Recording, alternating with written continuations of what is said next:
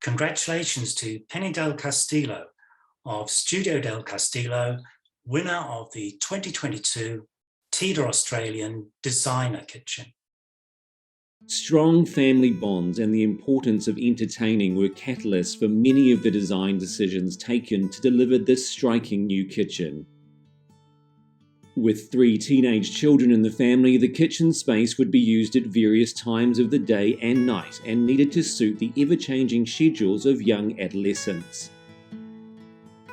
A separate concealed butler's pantry is used for food preparation and everyday cooking, and in the main kitchen, retractable pocket doors, sliding doors, and deep wide drawers meant that any working mess, appliances, and everyday activities can be quickly hidden away. The unique design of the stone island provides a place for casual gatherings, while a 10-seater oval table is used for larger family meals or when entertaining.